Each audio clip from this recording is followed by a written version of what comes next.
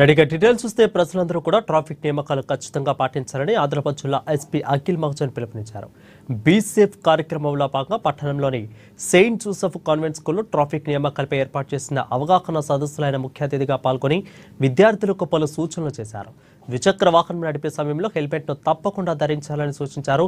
Cell ఫోన్లో మాట్లాడుతూ వాహనాన్ని నడపవద్దని అన్నారు. ఒకేవేళ మైనర్లు వాహనాలు నడుపుతూ పట్టుబడితే వారి తల్లిదండ్రులకు కుటుంబ సభ్యులకు కౌన్సిలింగ్ నిర్వహించి చట్టపరమైన చర్యలు తీసుకోబడతాయని అన్నారు. ప్రతి ఒక్క వాహనానికి ట్రాఫిక్ నిబంధనల నియమాల ప్రకారం అన్ని కాగితాలు ఉండాలని అన్నారు.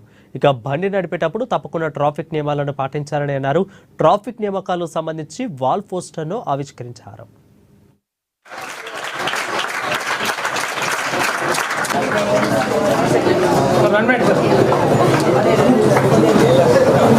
మీకు లైసెన్స్ వస్తుంది, మీరు ఈ వైల్ మీ అమ్మ నాన్న పైన కేసు అవుతుంది అంటే మీకు అర్థమవుతుందా?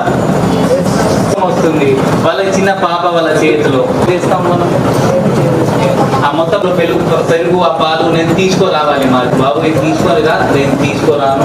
ఇన్స్పెక్టర్ రోడ్లో వచ్చి ఆ వెరిఫై చేస్తారు. మనకి తీసుకొని పోలీస్ స్టేషన్లో కూర్చోబెట్టి వచ్చిన తర్వాత మీరు స్టార్ట్ చేయండి. ఆ పెద్ద తోపు పని కాదు, దట్ నాకు డ్రైవింగ్. ఎవరైనా ఒక పర్సన్ ఉన్నారు ఏమైనా పని చేస్తున్నారు జీడిపికి కాంట్రిబ్యూట్ చేస్తున్నారు అంటే అట్లా నేషన్కి లాస్ అవుతుంది.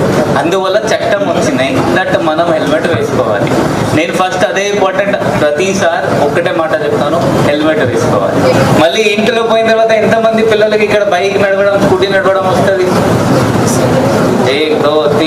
అంటే చాలా మందికి వస్తుంది, చెప్పట్లేదు. లాస్ట్ లో కూడా ఉన్నారు, చాలా మందికి వస్తుంది. ఆ కరెక్ట్ లేదు.